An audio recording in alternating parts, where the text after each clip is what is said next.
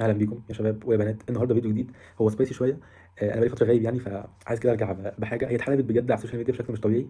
آه، يعني هو كمان على السوشيال ميديا فهو من اليوتيوب والتيك توك فازاي تقلل السوشيال ميديا، ازاي مش عارف ايه. بس انا عايز اتكلم عنها بشكل نفسي شويه، او شويه حاجات كده، زي ما بيقولوا سيكولوجيات، ماشي. فازاي حاجات اللي انت مش واخد بالك منها السوشيال ميديا بتعملها فيك. ولاد الذين دول خدوا بالكم، عندهم اصلا بيشغلوا ناس يعني متخصصين ان هم يلعبوا على الحته دي عشان يعرفوا ينجحوا السوشيال ميديا، وده جزء اساسي جدا جدا جدا من نجاح السوشيال ميديا اصلا. فانت لازم تكون عارف الحاجات دي علشان ما تكونش كده ايه قاعد عمال بيتحكموا فيك وانت اللي هو مش عارف عايزين نبدا. اول حاجه، انا مش مثالي. يعني انا طالب كمبيوتر ساينس دلوقتي، قاعد بدرس، المفروض اكون منظم، المفروض اكون برودكتيف، مش عارف ايه. لا، انا عادي خالص، بكون قاعد بذاكر، باخد كورس، بلاقي نفسي فتحت اليوتيوب، قاعد بدور على حاجه معينه، كورس في مشكله في اي حاجه قابلتني، وانا قاعد بذاكر بلاقي خشيت في فيديوهات الشورتس قاعد بشوف. طبعا بقى الحاجات البرين روتنج دي، اللي هي الحاجات مثلا اسوان الصين، شاشه اسوان الصين، الحاجات اللي هو اللي بيضرب بالخرز، حاجات الاسماك، الحاجات اللي انتوا عارفينها دي، واقعد اقلب. طبعا كلنا كده، مفيش حد يعني تقريبا ما بيعملش كده. فمبدئيا بس ده اعتراف، يعني انا بقول لكم انا مش واحد حد بكلمكم مخترع السوشيال ميديا ومش بقعد عليها خالص، ولا انا مش مثالي، وده اعتراف مني، يعني مني ليكوا، عشان نتكلم في باقي المواضيع دي بأريحية تامة. اول حته نتكلم عنها هي فخ الالزام الاجتماعي. يعني ايه الكلام ده؟ يعني انت النهارده في ترند، تمام، او في حاجه، فانت لازم تغير صورتك عشانه، لازم تحط الصوره دي. في مثلا مناسبه، مثلا راس السنه او كده، لا انت لازم تنزل صوره في راس السنه. في مش لا لازم. فايه اللي خلاه لازم؟ ايه اللي خلى ان اي حاجه زي دي لازم انت تعملها؟ ولو انت ما عملتهاش تبقى انت مش كويس، تبقى انت مش مواكب الترند، تبقى انت مش معانا، تبقى انت يعني بقى في رفض، بقى في اعتراض من الناس ان انت مش طبيعي، يلا انت مش مظبوط. فليه الكلام ده؟ ليه الحاجات دي اتحطت؟ على اي اساس اصلا المعايير دي اتحطت؟ المعايير دي مش احنا اللي حطيناها، السوشيال ميديا هي اللي حطتها لنا وفرضتها علينا، فاحنا بقينا شايفينها شيء مسلم وعادي، وانت ازاي انما انت لو جيت فكرت لثانية، هو مين اصلا يعني اللي حط الحاجات دي؟ مفيش حد حط الحاجات دي، الحاجات دي هي اللي اتحطت علينا غصب، واحنا مش مدركين. دي المشكلة، مش مدركين كمان ان الحاجات دي محطوط علينا غصب اصلا. فانت حياتك وانجازاتك مش مستمدة بستوري، مش مستمدة ببوست، مش مستمدة بلايك. مش لازم تصور انت اكلت ايه النهارده عشان الناس تعمل لك لايكات وتاخد دوبامين. انا مش بقول برضو عايزين ايه اقول لكم فيديو سبايسي، انا مش بقول انت ما تنزلش، بالعكس انت بتنزل، بتاخد تشجيع، بتبقى حاجه حلوه، الناس بتشاركك كمان اللي هي بتعمله، فدي حاجه كويسه. ولكن في نقطه، ان ناس كتير جدا بتنزل وهي عايزه تاخد اللايك. في فرق ان انت بتنزل عشان تستمد يعني حاجات كويسه زي اللي انا قلتها دي، وفي ناس بتنزل عشان مستنيه مين يخش يعمل لي لايك، ومين مش عارف ايه، يستمدوا انجازهم او رضاهم عن نفسهم باللايكات بتاعت الناس، بعدد اللايكات، بمين بيعمل لي لايك، بمين مش عارف ايه. لو البوست بتاعي ما جابش لايكات يبقى انا ما كملش، او انا مش اي كلام، او مفيش حد بيهتم. فهي مش كده، انت بتستمد قيمتك وثقتك بنفسك، وهل انت كويس او وحش، من انجازاتك، من الحاجات اللي انت بتعملها، مش برضا الناس عنك.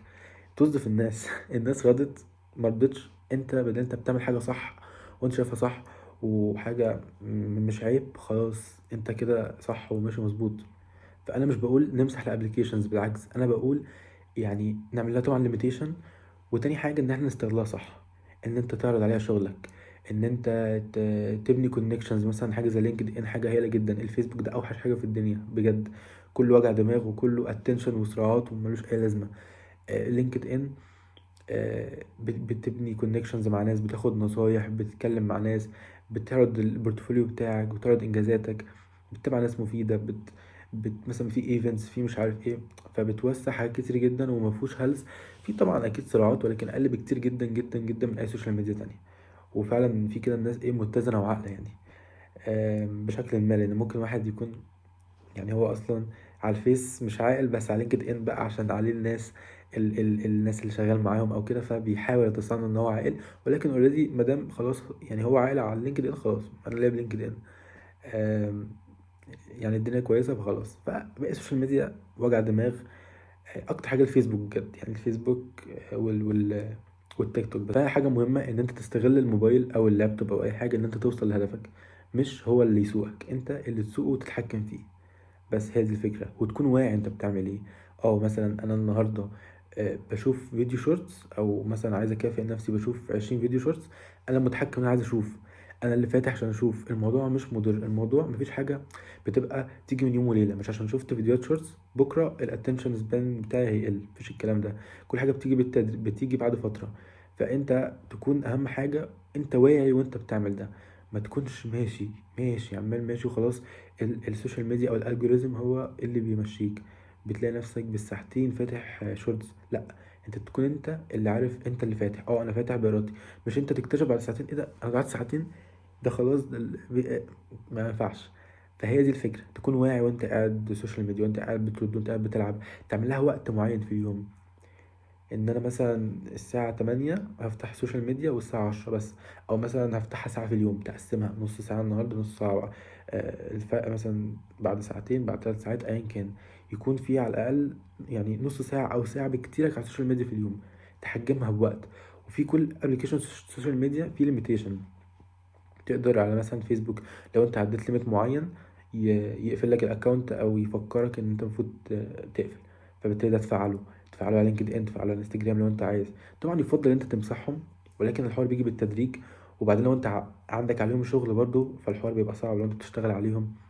فيعني ايه، انا بقول ابدأ بالتدريج. لو انت بتقعد 8 ساعات في اليوم على السوشيال ميديا، خليهم بكرة 8 ساعات الا ربع، او الا 10 على حسب يعني.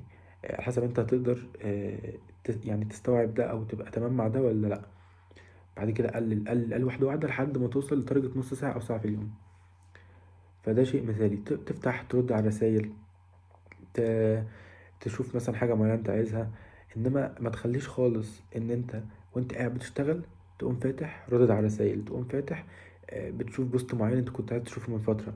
ده يبان لك ان هو شيء منتج وكده، لكن لا، انت كده بتشتت تركيزك.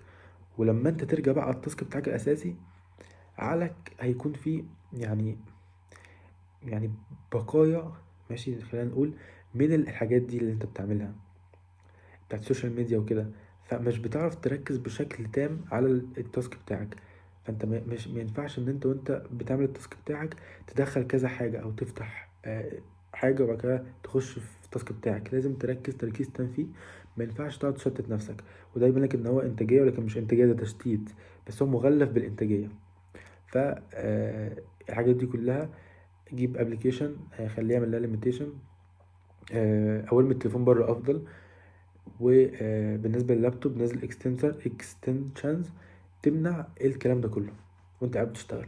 وفي اب تقريبا بيمنع، فعلا بيمنع، يعني ما تقدرش تفتح خالص. لان انت تركيزك هو يعني بالنسبه لي في الزمن ده هو راس مالك، هو ثروتك. التركيز في الزمن ده بقى صعب جدا.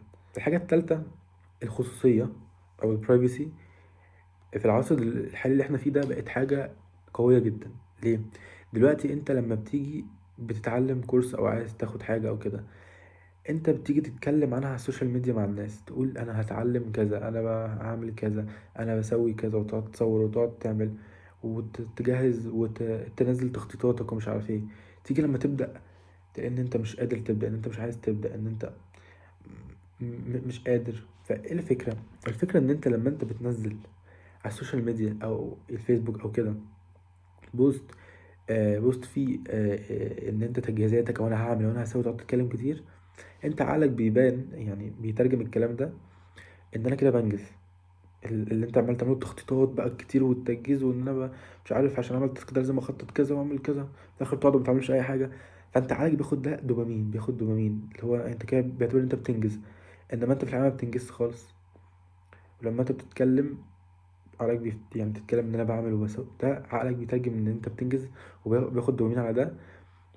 ولكن لما تبدا بقى تنجز بتلاقي ان انت خلاص مش عايز تبدا، لان انت خلاص انت عقلك بالنسبه له انت انجزت. فمفيش دوبامين ان انت تبدا، مفيش طاقه، مفيش حماس، مفيش اي حاجه.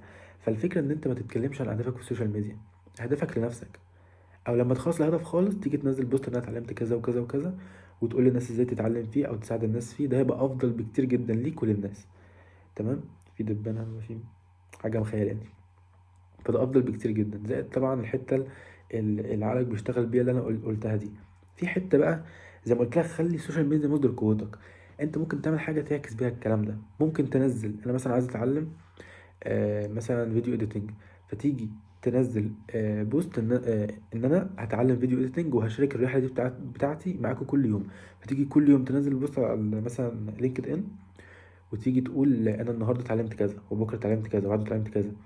فانت قول انا في خلال 100 يوم هكون اتعلمته، تقعد تنزل كل يوم كل يوم. فانت كده بقيت كوميتد، بقيت ان انت خلاص في ناس بتشوفك وناس كتير جدا بتتابعك. فانت ما ينفعش يعدي يوم من غير ما تكون اتعلمت ومن غير ما تكون نزلت صورة. فساعتها انت خلاص يعني مسكت ايه، مس... خليت مسكت ايدك اللي بتوجعها خلاص. فدي حاجة كويسة جدا ان انت تكمل، ان انت تدبس نفسك خلاص، تدبس نفسك في الحاجة وما تفكرش كتير. فشفت الفرق، شفت الفرق ان انت بتستخدمها ان انت تضيع وقتك او ان انت توهم نفسك بالانجاز، او ان انت تستخدمها ان انت فعلا تعلي انتاجيتك. فانت خليك انت اللي تركب السوشيال ميديا، مش السوشيال ميديا اللي بتركبك. في حاجة كمان انا عايز اتكلم عنها وهي فخ اللايك. يعني ايه؟ احنا مخلوقين مبنيين على حاجة، ان احنا بنخاف من الرفض، بنخاف ان احنا نترفض.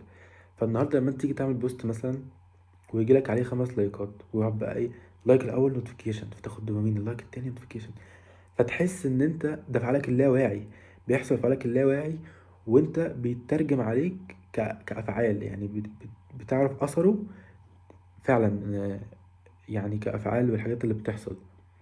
فانت عمال بقى ايه في الخلفيه بقى في عقلك، دوبامين دوبامين دوبامين وانت فرحان.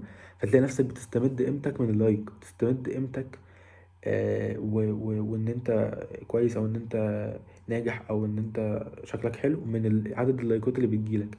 واحد بيجيله لايكات اكتر منك، لا هو الناس كده بتحبه اكتر، من إن ده غلط عادي، ممكن مصالح بس وهو بيعمل له لايك وخلاص. لا ده مش عارف ايه، ده انا وحش، ده انا جالي 5 لايكات بس، ده محدش بيهتم بيا.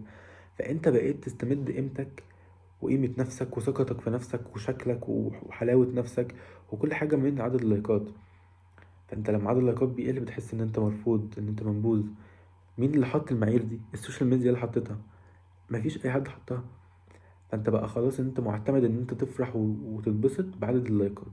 مش بقولك ان انت بتنزلش صورك والله، يعني برضه عشان في ناس بتفهم الموضوع غلط، ولكن الموضوع ده بيحصل فعلا في عقلنا. والحوار ده ما تعملوش دايما، يعني تنزل صورتك عادي بس مش لازم كل يوم تنزل صورتك وانا رايح الجامعة وانا رايح استحمى وانا رايح، يعني الموضوع ده غلط. وحتى انت مش بتنزل صورتك وانت تعبان، مش بتنزل صورتك وانت عندك مشكلة وانت بتحاول، انت بتنزل لحظة النجاح، بتنزل لحظة اللحظات الحلوة، الأوقات الحلوة، الأماكن الحلوة. فأنت بالتالي ما بقى يعني بقى بنخاف إن احنا نحكم على بعض. متلاقيش حد منزل صورته وهو يعني قليل، يعني وهو تعبان وهو في حاجة بيحاول صعبة يعملها وتعبان فيها ومش عارف يوصل. فبقى إن احنا بنخاف إن احنا ننزل حاجة زي كده، فنحس إن احنا مرفوضين أو نحس الناس تحكم علينا، لأن بقى الوضع كله إن الناس بتنزل حاجات إيجابية، حاجات حلوة. فبقى خلاص ده العادي بتاع الناس، حتى بيخليك بيحطك في مشاكل نفسية ان انت كل الناس ناجحة وكل الناس كويسة وكل الناس افضل مني، مع ان الكلام ده غلط نهائيا. الناس دي ممكن يكون عندها حاجات اكتر منك وحاجات وحشة اكتر منك، بس هما بينزلوا اللقطة الحلوة اخر حاجة، الكريزة اللي فوق التورتة. انما عمل التورتة والعجينة ومش عارف ايه مفيش، هو بينزلوا الشكل النهائي. ده بيحط حتى حواجز كده نفسية وحاجات عندك بتخليك ان انت يعني تفكر بشكل وحش وبتكره نفسك وبالذات بقى للبنات. فانت بعد كده بالطريقه دي ان انت مثلا بتركز على اللايكس، فانت بتعيش عشان انت عايز ترضي الخوارزمية بتاعت اللايكس، ان انت الناس بتعمل لك لايك فانت عايز تنزل اكتر او عايز تعمل فريندز اكتر عشان الحتة دي. مش بتعيش عشان ترضي نفسك وكل يوم تقارن نفسك بنفسك. انا النهارده كنت افضل من امبارح، لا مبقاش فيه الكلام ده. بقينا نستمد كل حياتنا من السوشيال ميديا. طبعا النهارده اعترفت بمشكلتي مع التشتت، وانا الحمد لله يعني قللته بشكل كبير. انا بس الفيديو ده ممكن ما اديتش حلول بشكل كبير قوي، ولكن انا اديتك كده نظرة وحاجات انت اصلا ممكن ما تكونش متخيلها او يعني مش مدركها، وقلت اه والله ده فعلا الكلام ده صح. فانا اديتك كده، حطيت ايدك على المشكلة زي ما بيقولوا. و... وحتى لو انت عارف ان في مشكلة يعني عرفتك حاجات اكتر، لان انا اتكلمت عن كذا نقطة في الفيديو فعرفتك حاجات اكتر عن السوشيال ميديا اللي بتعمله فينا وعن نفسيتنا وعن حاجات كتير. باذن الله انا مستنيكم تكتبوا لي في الكومنتس ايه المشاكل اللي بتخليكوا مش عارفين تنتجوا، مش عارفين تذاكروا. انا جربت حاجات كتير بقى وفيديوهات بقلب بالساعات ومش عارف الاجانب والعرب. فانا موضوع الانتاجيه ده يعني عندي بفضل الله معرفة كويسة فيه. فانتوا اكتبوا لي في الكومنتس ايه المشاكل اللي بتخليك ما تبدأش او تبدأ وتقف او حاجات. يعني بص اكتب لي كل مشاكلك وانا بإذن الله هقراها وهحاول اعمل بيها فيديو او فيديوهين على حسب يعني، اجاوب فيه على الاسئله دي، ونعمل فيديو كده مثلا حد بيحط حاجات كتير مش بيعرف ينجز. ف وحاجات بسيطه يعني، هختصر عليكم فيديوهات بالساعات انا شفتها في فيديو باذن الله ما يعديش ال 20 دقيقه. ويديك خطوات فعلا عمليه وتعرف تمشي بيها، مش كلام كده وخلاص. فانتوا اكتبوا لي في الكومنتس باذن الله، وانا الفيديوهات الجايه هعمل حلول، هعمل حلول بشكل اكبر للمشاكل دي. افتكر دايما ان انت اللي معاك الريموت. يلا سلام.